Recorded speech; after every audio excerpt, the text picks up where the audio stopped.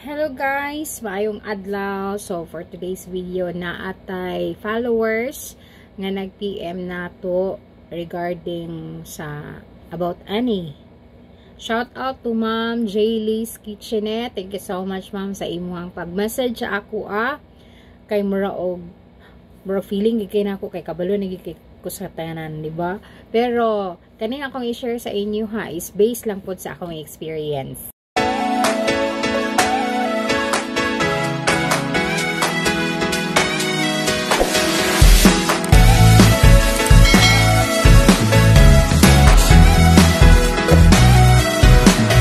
Istoryahan karon is about credit cards.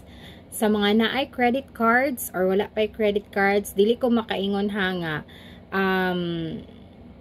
pro ko ani nga butang, but tanan ako istorya is based lang gyud ni siya sa akong experience. Wala ko kabaluog same ra ba og mga policy or mga pamaagi ang tanan nga mga bangko no regarding aning pag-issue nila og credit card. For anything else, ang ako ding card is from BDO Platinum Mastercard. So wala ko nag-apply ani nga credit card, and then gipadala lang ni siya sa ako last May I think or April, ana siya mga 10 months ago. And then, deactivate na ko siya through online, kanang sa imo bitang online app. Kung naa kay bang online banking sa imuhang debit card, so naa siya dito, naka-attach kang video. I don't know sa uban nga mga bangko, no? Pero sa video, naarga dito dapit. Kung once nga imo na siyang i-activate, madugang na din na siya dito sa imuhang application. So easy ra gid kay sa nga tanan pag naamoy application kay ma-track ninyo diretso. Though nayo sahay nga dili siya real time, dili siya mo reflect diretso, but at the following day mo reflect ra na siya sa inyong application. So monitor gid ninyo ang gapang gawas or gapang sulod nga mga transactions sa inyong credit card. Time nga mag-swipe mo sa inyong credit card, kailangan lang tawon gid ninyo ang amount nga gi-enter. Ay kabastos ba ato ang amount nga gi-enter kung sakto ba jud siya, and then kailangan pag-swipe, pag-type na agid mo inyo gid siyang atungan. Ayaw gid niyo biyae. Then ayaw gid niyo ipadala-dala ang inyong card bisan si kinsa kay dili na siya kinahanglan og password. Kung mawala inyong card, pwede ra gid na siya gamiton. So if ever nga mawala inyong card, inyong mabiyaan or wala ninyo makuan kung asa na butang, so better inyo na gina siyang ipablock kung dili gid ninyo ma-trace nga kanang feeling bitaw gid ninyo nga nawala siya sa inyong kamot or sa inyong pitaka ingana. Atong mga credit cards na atay credit limit nga gihatag ni bangko, so naa na siya dito maka-attach sa imuhang, makita na nimo sa imong application kung pila ang imuhang, dili sa application, makita na nimo siya sa sobre nga gihatag kay na may i-attach ana nga papel. So naa didto kung pila imong credit limit, pila imong pwede makuha nga cash, kay pwede man ka makakuha ani og cash. So depende na sa imo tawagan lang nimo sa ilahang tool kuan naman sila customer service nga number. So dito ra jud mo contact sa ilaha if ever na amoy mga concern regarding sa inyong credit card. Kay si credit card, kung dito magug ka mo ato sa bank, i-refer yapon kanila sa sa customer service. So kung gusto mo og dali na transaction, tawagan na lang gid niyo sila diretso. Sa akong case, sa akong experience, dili na ko gahot doon ang akohang credit limit. Kung pila akong example na kay credit limit nga 10,000, dili to na ako siya hot dun ang 10,000. Like ako pa siyang binlan og 3,000 or 2,000, ayaw jud niyo siya ipa-zero. Para lang po na siya sa ako pero I don't know kung sa uban kanang effective ba na siya. Pero para man sa ako dili ko ga zero gyud sa ako hang credit limit. Dili na ako siya isagad. Binlan gid nako siya og gamay.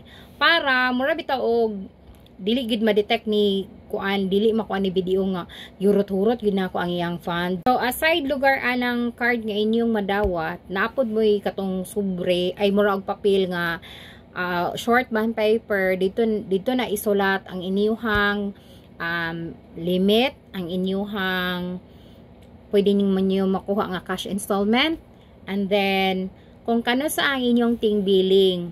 So sa ako na case, ang akong ting billing kay every 9th of the month. So like February 9, March 9, ana. So kana nga mga transaction nga akong gihimo before sa akong ting billing, musakay na siya. Like bisan pag mingon ka og 1 month to pay, pero imo siyang gi-swipe within ting billing or before sa imong billing, like pizza otso nag-swipe ka, so automatic masakay gyud na siya sa imuhang billing karon na month. So para ang imuhang billing sa next, ang imong gi-purchase sa store is dito siya mosakay sa next pagyud nga billing, imo sang ipalabay ang pizza 9. Hulatan sa nimo ang imong statement of account or SOA nga moabot sa imong email. Pag naa na imong statement of account, makita naman na nimo imong bayro nun.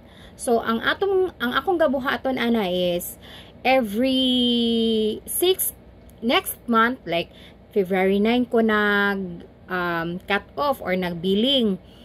Ang ako na yung due date ana is March 6. Ang akong style para magpalami ko kaayo ni BDO, dili ko ga kuan gabayad sa mismong due date. Like March 6, dili ko gabayad. Gabayad ko kung mo cut off ko og 9, mubayad ko within 15 to 25. Usahay dili na nako paging maabot og 25. Kasagara gyud gabayad ko sa 15 to 20th of the month. Kay ngano, aside ana nga matsyada ang imong record, ang katong imuhang gibayad kang BDO or sa bank, imo na po to siyang magamit by next transaction. Once nga nakabayad na ka, pwede na po to nimo kay imo lang na siyang hulatan pag mag-reflect na siya sa imuhang credit limit og balik. Pwede na po na nimo siya balikon og gamit. So ingala kong gabuhaton. Ayaw lang ninyo siya ikuan kanang ayaw lang gid mo og lapas sa due date para dili mo makabayad og interest kay si BDO I think 3% ang ihang interest every kuan kung mulapas mo sa due date. So mas maayo kung dili mo para dili mo makabayad og charges or ihang percentage or interest, bayaran ninyo siya sa dili pa mag due date. Actually helpful gid kay sa nga tanan ang credit card kay pwede nimo siya gamiton pang emergency kanang nabito kay paabuto na kwarta pero kanang dili pa mo abot ana na time niya wala na kay pampalit og bugas, wala na kay pang grocery, so pwede jud kay ninyo siya gamiton. Kailangan lang gyud og kanang self control, kailangan gyud nimo kontrolon nimong self kay daghan kaayo na daot aning credit card. Okay kayo ang credit card basta ma-manage nimo og gamit, pero dili gid siya okay basta imo siyang maabusaran. Kana bitong dili na nimo mabantayan nga existing na ang imong gispend sa imong kita every month. So kana gyud ang isa sa inyong bantayan, ayo gyud mo og palabi gyud sa inyong gipangbati, no? Kay usahay ra ba kaning bitang matintal ka na mga gusto nimo nga mga butang unya kanang imong kwarta kay dili igo ingon ka nga sa sunod pa bitaw, pero ang adlaw ba karon kay paspas kay sa nga tanan na kay credit card, be mindful gyud nga naa kay self control para dili jud ka magkamas-kamas pag abot sa ting bayad. Dili na ka makapangutang basin og nangutang na noong ka kay imong gibayad sa imong credit card, di ba? Ingana ra big ka sa graming talidad sa mga tao, mangutang na lang para ibayad sa utang. So big no gyud kay na siya nga pamaagi gyud. So kung naamang gali mo yung mga credit card, kinahanglan gyud responsibility sa paggamit para lahos-lahos jud kaayo ang atong paggamit sa atong credit card. So far sa akong mga experience, wala pa ko'y mga troublesome nga na experience ni credit card. And then kanang mga kanang mga online bitaw nga mga link ana ayo gid mo pag click ana as much as possible. Kung naamoy gusto nga concern sa inyuhang account, tawag gid mo diretso sa ilahang kanang customer service. Ayaw gid mo og salig anang sa mga text labi na og kana bitong naay mga link imong i-click, ayaw jud ana kay na malimas ginang imuhang credit limit sa imuhang credit card, ma-shock na lang gid ka. So careful lang gid kay mo mga guys, no, pag naa may mga credit card para dili mo ma-stress. Okay, so unta Ma'am Jaylis Kitchenette na kay natun-an gamay sa akohang mga gi-share kay kani akong gi-share sa inyo ha is based lang po ni siya sa akong experience nga 10 months pa nga card holder. So sooner or later basi madugang-dugangan pa akong mga knowledge regarding sa akong experience everyday sa akong credit card. Okay, so thank you so much everybody sa inyong pagpaminaw, and kung naamoy gusto nga atong i-tackle nga topic or naamoy gusto nga i-content nato nga inyong mga pangutana nga gusto ninyo akong tubagon,